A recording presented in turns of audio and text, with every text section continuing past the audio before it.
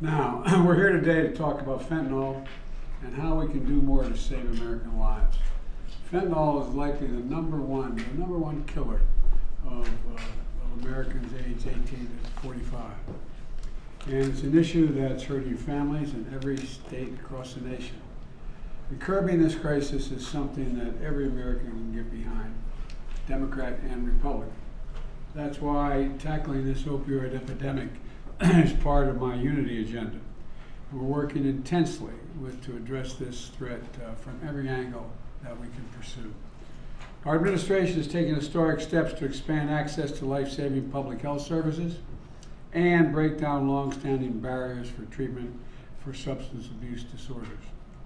We focused on prevention, harm reduction, treatment, and recovery. That's been our focus. But this challenge also has roots outside our borders, outside the borders of the United States. It's a global challenge that demands global action. So we're pursuing strong international coordination to strangle the flow of these deadly drugs, as we are doing with precursor chemical ingredients and pill presses used to produce these drugs. Last week in San Francisco, we made important progress with both China and Mexico to strengthen our efforts to address this scourge. During my meeting with President Xi, we took a critical step of resuming counter-narcotics cooperation between our two countries. It was one of the important things we agreed upon. In 2019, China essentially stopped direct shipments of fentanyl from China to the United States. But in the years since, the drug trade has evolved. It's moved from finished fentanyl to fentanyl components, like chemicals and pill presses, that are shipped with few controls from China to the Western Hemisphere. Chemical cartels use these components to manufacture illegal substances and smuggle them into the United States. So the United States is going to seek to work together with China to target the fentanyl components.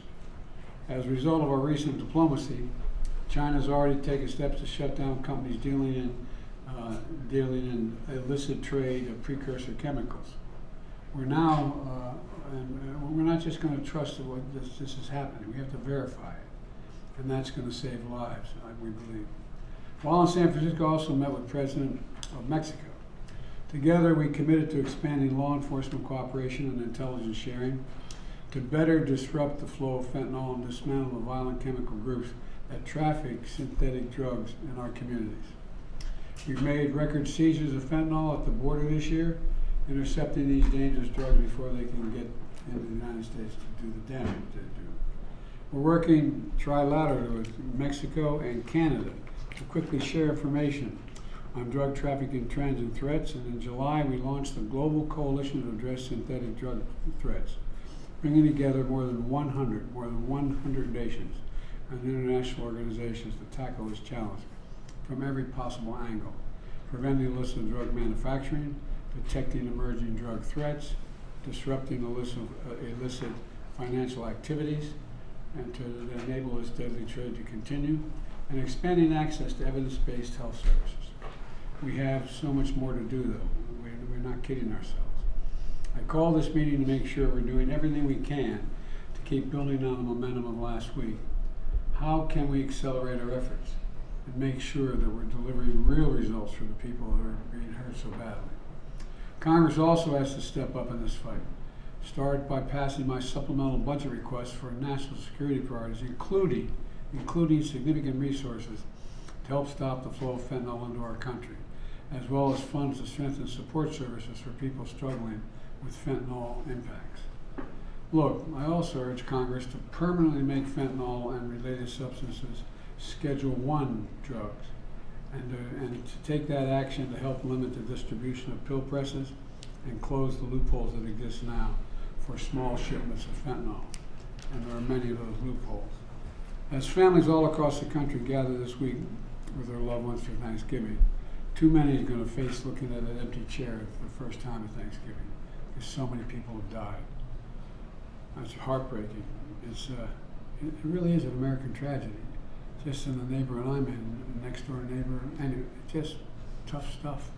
People are dying, and I'm committed to doing everything in my power as president to get this crisis under control.